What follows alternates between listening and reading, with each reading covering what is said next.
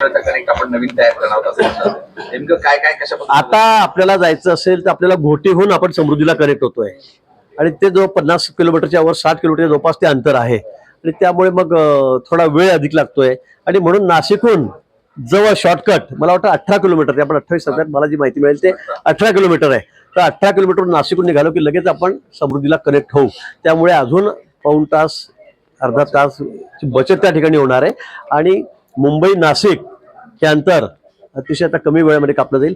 पुढे सुद्धा आपण त्या ठिकाणी गेल्यानंतर आपल्याला जे भिवंडीहून तो वेळ लागतोय त्या संदर्भामध्ये मला वाटतं वर्ष दीड वर्षामध्ये मार्ग निघेल ना. मी डायरेक्ट नरिमन पडला जाऊन उतरू म्हणजे 2 तासामध्ये नाशिकहून निघालेला माणूस डायरेक्ट नरिमन पडला जाऊन पोहोचेल अशी व्यवस्था माननीय मुख्यमंत्री करतायत, शासन या ठिकाणी करताय आणि ते काम अतिशय आता वेगाने सुरू आहे. रिंग रोड बाधित शेतकऱ्यांचं आंदोलन चालू आहे 2 दिवसापासून. आता इथे इंदिरानगर प्रसाद लाड जे आहेत त्यांनी सरकारी नोकऱ्या पुरवल्या अशा पद्धतीचा आरोप लक्ष्मण हाके करतायत. मला वाटतं आता जे ओबीसी आहेत ज्यांचे सर्टिफिकेट आहेत त्यांना व्हॅलिडिटी आहे ते लाभ घेणारच आहेत. कोणी कशाचा लाभ घेतला कोणी नाही घेतला हा विषय वेगळा आहे. पण मला असं वाटतं की ज्यांची व्हॅलिडिटी झालेली आहे मग ती कुठली असेल, ओबीसीची असेल, कोणाची एसटीची आहे, कोणाची एससीची आहे, एनटीची आहे, मला वाटतं ते त्या ठिकाणचा लाभ घेतील. पण त्याच्यामध्ये चुकीच्या पद्धतीने घेतलाय का हा विषय महत्वाचा आहे. लक्ष्मण हाकेच नाही तर वडेट्टीवार देखील असंच म्हटले. विखे पाटलांपासून सर्वांनी घेतले. सुप्रिया सुळे यांनी पण ओबीसीचं प्रमाणपत्र येते त्यांनी पण लाभ घेतलेला आहे. त्याच्यावरून दोघांमध्ये चांगली जुंपली. ते म्हणतात की आम्ही काँग्रेस सोबत इतक्या वर्षापासून असूनही काँग्रेस मलाच का टार्गेट करताय असं दोघांमध्ये. नाही जर लाभ घेतला असेल त्यांनी म्हटलं असेल तर त्यात वावगं काही नाहीये. सुप्रिया त्यांनी ओबीसीचा लाभ घेतला त्यांनी व्हॅलिडिटी केली ते जर खरं असेल तर मग त्याच्यामध्ये काय घाबरायचं आहे आणि त्यांचं खरं असेल त्यांनी घेतलं असेल. त्याच्यामध्ये सोबत आहे म्हणून आमचं काढू नका किंवा मग आमचं सर्टिफिकेट दाखवू नका कुणाला शोधू नका असं म्हणणं गैर आहे. मला असं वाटतं घेतलं असेल तर घेतलं हो सांगायचं. त्यांच्या कुटुंबात जर कोणी घेतलं असेल ओबीसीचं सर्टिफिकेट तर ते स्पष्ट होईल ना. त्यांचं म्हणणं मी घेतलेलं नाही पण मलाच टार्गेट करतात. नाही घेतलं नसेल तर मग काय प्रश्न आहे. मग त्यांनी पुरावा दाखवावा, त्यांनी पुरावा मागावा. वडेट्टीवार साहेबांना त्यांनी पुरावा मागावा ना, तुम्ही मला पुरावा द्या. बरोबर आहे की नाही. आणि त्यांनी पुरावा दिला पाहिजे अन्यथा असे खोटे आरोप करू नये.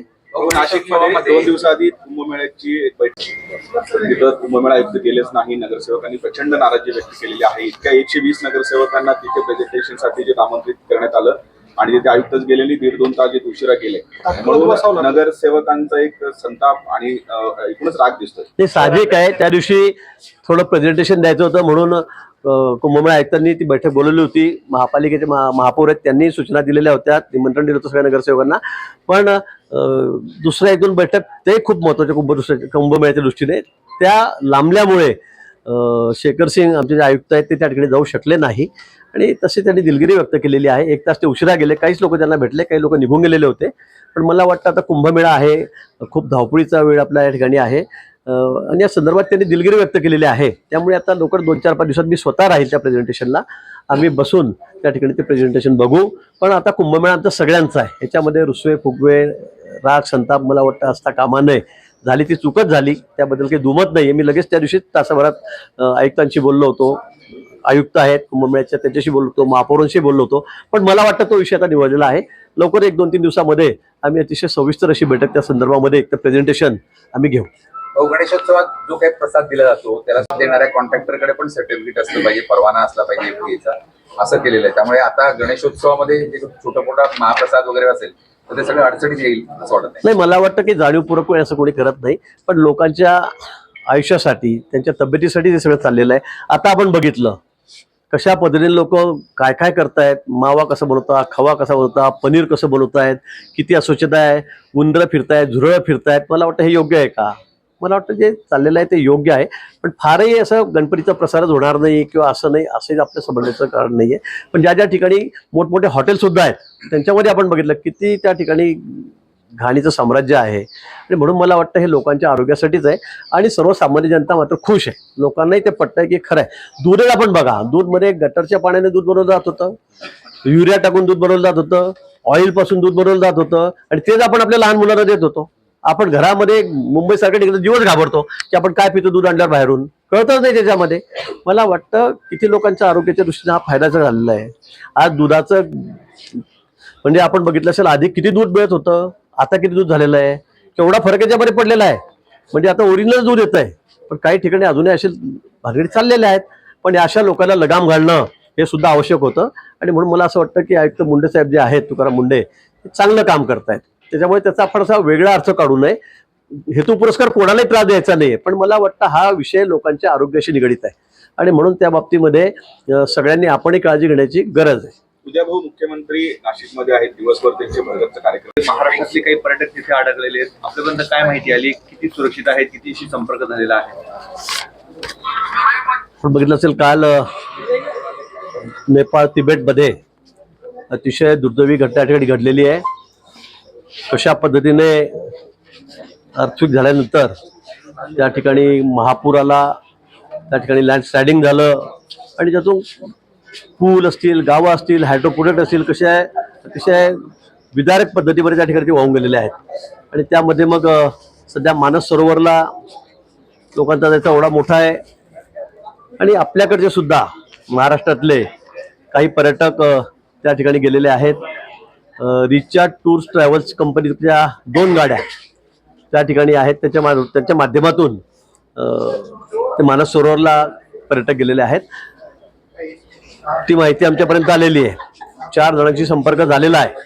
अजून या ठिकाणी मी माझ्या शेजारी राहणारे कुटुंब परवा 4 दिवसापूर्वीच मला भेटून आम्ही मानस सरोवरला चाललोय म्हणून त्या ठिकाणी गेलेले 4-5-6 दिवसापूर्वी. मला लगेच ही बातमी बघितल्यावर मी त्यांच्याशी कॉन्टॅक्ट केला. पण एक दिवस माझा काही कॉन्टॅक्ट त्यांच्याशी झाला नाही, पण काल रात्री संध्याकाळी माझा त्यांचा कॉन्टॅक्ट झालेला आहे. ते मानस सरोवरला त्या ठिकाणी आहेत. त्यांच्या गाडीमध्ये सुद्धा जवळपास 37 जण त्यांच्या सोबत आहेत. आता ते कुठले आहेत याची मला कल्पना नाही, कारण मुंबईत ते सगळे एकत्र मिळून टूर कंपनी सगळे त्यांना आयोजन करून, मग त्यात काही आंध्रचे पण आहेत, साऊथचे आहेत, इकडच्या. आता मुंबईमधून किती जण गेलेले आहेत याची मला कल्पना नाही. आता मी सकाळपासून त्यांना कॉन्टॅक्ट करतोय पण त्यांचा कॉन्टॅक्ट होत नाही, पण ते सुखरूप आहेत. त्यामुळे आता आम्ही प्रदक्षिणा घालतोय, आम्ही असं चाललेलं आहे. पण या ठिकाणी सगळ्यांशी संपर्क करण्याचा प्रयत्न मी करतो. पण लँडस्लाइडिंग झाल्यामुळे सगळं तिकडचे सिस्टीम सगळ्या कोलॅप्स झालेल्या आहेत. त्यामुळे फोनवर कोणाशी संपर्क होऊ शकत नाहीये. पण मला वाटतं 4 जणांचा आमचा संपर्क झालेला आहे, ते सुखरूप आहेत. पुढचा सगळा शोध घेण्याचं काम आम्ही त्या ठिकाणी करत आहोत. आणि आम्ही सर्व जिल्हाधिकाऱ्यांना कळवलेलं आहे की आपल्याकडे सगळी माहिती संकलित करा, कोण कोण कुठे कुठे गेलेलं आहे, त्या भागात फिरायला कोण गेलेलं आहे, पर्यटन करायला कोण गेलेलं आहे, त्यांची सगळी माहिती जमा करण्याचा आम्ही प्रयत्न करतो. त्यासाठी आमची वेबसाईट पण आहे, 24 तास ती त्या ठिकाणी खुली आहे. अजूनही कोणाकडे काही माहिती असेल तर त्यांनी आम्हाला त्या ठिकाणी कळवावं. दिल्लीशी आमचा संपर्क सतत सुरू आहे. 24 तास आम्ही अलर्ट मोडवर आहोत. मला वाटतं अजून कोणाकडे काही अतिरिक्त माहिती असेल तर ती निश्चित आम्हाला द्यावी. आपल्याकडनं एक माहिती गोळा कर, म्हणजे आता 80 पैकी किती लोक सुरक्षित आहेत, किती तुमच्या संपर्कात आहेत? किती 4 लोकांशी आमच्या डिपार्टमेंटशी मी आत्ताच बोललो, तर त्यामुळे 4 लोकांचा आमचा संपर्क झालेला आहे. तर मी सांगितलं की आमचे 37 लोक जे आमचे शेजारी आहेत गेलेले, गुजराती परिवार आहे, ते आहेत. एक मुलगा, एक मुलगी आणि त्यांची आई, 3 जण आहेत. ते मला भेटूनच गेले होते जायचं 1 दिवस आधी.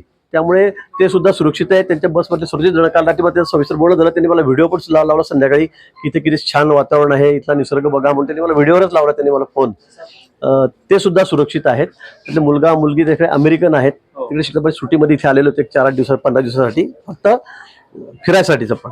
आणि म्हणून मला असं वाटतं की ती बस पूर्ण सुरक्षित आहे.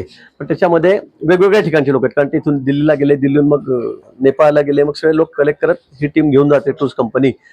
ते सुरक्षित आहेत. पण अजूनपर्यंत आमच्याकडे संपर्क काही फारसा झालेला नाहीये, ही वस्तुस्थिती आहे. आम्ही प्रयत्न करतो आहोत, तिथल्या सरकारशी, तिथल्या सगळी यंत्रणा आहे, आपत्ती व्यवस्थापन, त्यांच्याशी आम्ही बोलतो आहोत. आपली सेना आहे ती सुद्धा तिथे दाखल झालेली आहे. मला वाटतं केंद्र सरकार आणि राज्य सरकार हे दोन्ही अतिशय अलर्ट मोडवर आहेत. जसंही तपास लागेल, कळेल त्या पद्धतीने आम्ही सर्वांना कळू. पण सर्वांना मदत करण्यासाठी शासकीय पातळीवर आमचे प्रयत्न सुरू आहेत. नाशिक आणि नॉर्थ महाराष्ट्रामधले काही लोक गेलेले गायकरांशी माझं त्या ठिकाणी बोलणं झालेलं आहे. मी मुख्यमंत्री महोदय त्यांची 1-2 दिवसात 3 दिवसामध्ये भेट घालून देणार आहे. मला वाटतं तेच वाट बघतात म्हणजे मला तिथे जायचं आहे. आमचे किरीटी सोमय्या आलेले, ते सायरचं काम चाललेलं आहे, मला तिथे जायचं आहे. त्यामुळे मला वाटतं आज हे आंदोलन आहे ते मागे आम्ही त्या ठिकाणी घेण्याची विनंती करणार आहोत. ते घेतील अशी मला अपेक्षा आहे.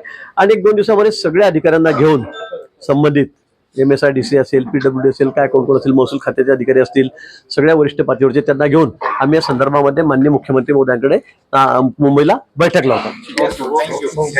आम्ही लोकांना विचारतो, सगळ्यांना आम्ही प्रसिद्धी दिलेलं आहे त्या ठिकाणी, आम्हाला कळवा, जिल्हाधिकाऱ्यांना कळवा.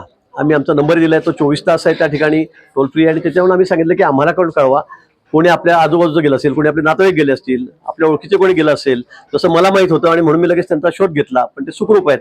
तसं कोणी गेलेलं असेल तर त्यांनी आम्हाला तात्काळ या ठिकाणी कळवावं, म्हणजे मग आम्हाला शोध घेण्यासाठी सोपं होईल. एमपीएससीचा जो पेपर फुटला होता तर त्याचं बिंग आता फुटलेलं आहे. आता निदर्शनासाठी 6 जणांना अटक झाली आहे. येणाऱ्या काळामध्ये अशा घटना होऊ नये यासाठी नेमकं काय प्रिव्हेंटिव्ह मेजर? त्यासाठी सगळे प्रयत्न सरकार करत आहे, पण आता लोक जितके निर्लज्ज झालेले आहेत, मला कळत नाही काय बोलावं या विषयावर, मलाही कळत नाही. पण मला असं वाटतं की सरकार सगळी खबरदारी कशा पद्धतीने ते सगळं टाळता येईल, पुढे भविष्यामध्ये कसं होणार नाही. कारण अनेक विद्यार्थ्यांच्या आयुष्याचा प्रश्न आहे, त्यांच्या करिअरचा प्रश्न आहे. आणि मग मला वाटतं की त्या संदर्भामध्ये केंद्र सरकारही अतिशय गंभीर, आपण बघितलं असेल मागे नीट असेल, सीटीचा असेल, पेपर फुटल्यानंतर किती काळजी त्या ठिकाणी घेण्यात आलेली आहे. पण मला असं वाटतं की पुढे भविष्यामध्ये खूप अजून, कारण आता टेक्निक इतके वेगवेगळे निघत चाललेले आहेत, आपण पुढे जातो त्यापेक्षा चोर असतात ते जास्त पुढे चाललेले आहेत. आणि म्हणून मला वाटतं त्या संदर्भामध्ये अतिशय सरकार गांभीर्याने विचार करत आहे. पुढे भविष्यामध्ये असे प्रकार होणार नाही अशी त्याची काळजी आम्ही घेऊ. नाही, उद्या मराठा विद्याप्रसारक मंडळ आपलं त्याचं NMEचा आहे, तो कार्यक्रम आहे. कृषी खात्याच्या संदर्भात त्यांचा एक विषय आहे. आमचं आपल्याला कल्पना आहे कुंभमेळ्याच्या संदर्भामध्ये अतिशय आता भजन संध्या सुरू होणार आहे, त्याचा एक कार्यक्रम त्या ठिकाणी आहे. पुणे विद्यापीठाची आपली उपशाखा आहे, त्याचं सुद्धा लोकार्पण सोहळा उद्घाटन त्या ठिकाणी होणार आहे. 3-4 कार्यक्रम त्या ठिकाणी आहेत आणि मला वाटतं भरगच्च असे कार्यक्रम उद्या आहेत, अतिशय चांगले कार्यक्रम आहेत. मी पुन्हा सांगेल की उद्यापासून खरं कुंभमेळ्याची सुरुवातच होत आहे असं आपण समजा. अतिशय सुंदर कार्यक्रम भजन संध्या 3 दिवस त्या ठिकाणी घेण्यात आलेली आहे. आणि 31 ऑक्टोबरला आपलं ध्वजारोहण समारंभ या ठिकाणी आहे रामकुंडावर नाशिकला. आणि मग तेव्हापासून कुंभमेळ्याची सुरुवात होईल. अतिशय जोरात तयारी आमची सुरू आहे. कुठेही कामं शिल्लक राहणार नाही, सगळे कामं आम्ही पूर्ण करू. सगळे कामं, कुठलंही काम आम्ही पूर्ण ठेवणार नाही कुंभमेळ्यापर्यंत. आजपासून 1 वर्षांनी ऑगस्टमध्येच ज्यावेळेला आपण अमृतस्नान करत असू, त्यामुळे कामाला कुठेही दर्जाच्या बाबतीमध्ये त्या ठिकाणी तडजोड होणार नाही. चांगल्या दर्जाचं काम, चांगल्या क्वालिटीचं काम आणि वेळेमध्ये आम्ही या ठिकाणी करू.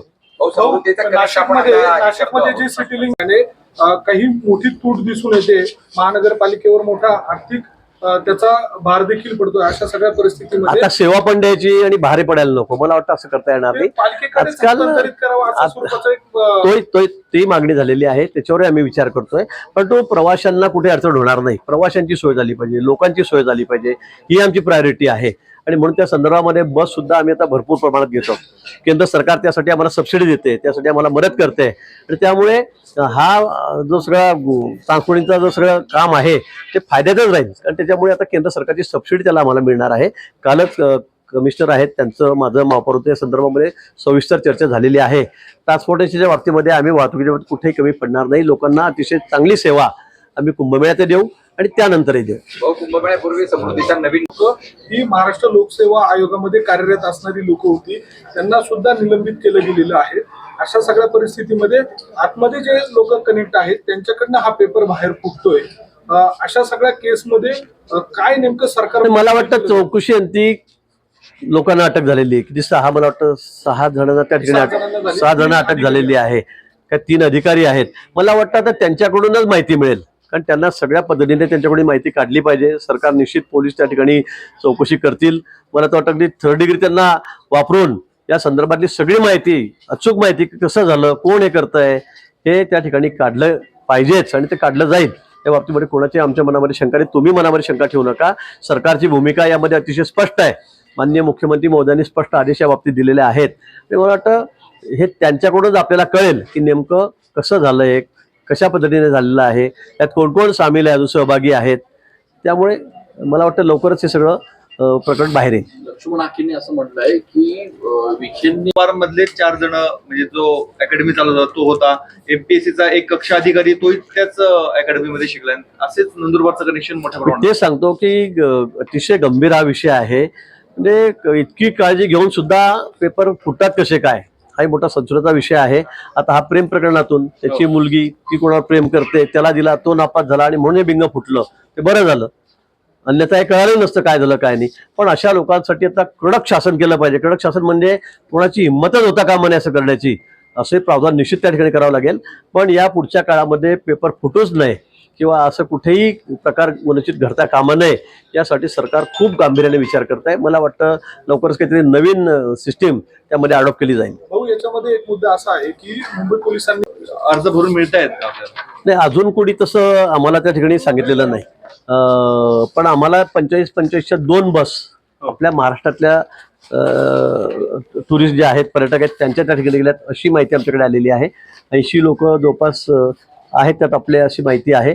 आम्ही त्यांचा शोध घेतोय, त्यांच्याशी संपर्क करण्याचा सतत आम्ही प्रयत्न करतो आहोत. तिकडच्या सरकारशी सुद्धा आमचा, केंद्र सरकारचा संपर्क सुरू आहे. माननीय मुख्यमंत्री महोदय स्वतः त्यात लक्ष घालतायत. मला वाटतं जशी आम्हाला माहिती मिळेल ती आम्ही लगेच तशी त्या ठिकाणी सर्वांसाठी प्रसिद्ध करू. पण अजूनही कुणाकडे काही माहिती असेल तर ती आम्हाला आपण निश्चित सांगावी, म्हणजे मग आम्हाला त्यांचा शोध घेण्यासाठी. आपण जे 80 म्हणतायत, 80 पैकी 4 जणांशी तुमचा संपर्क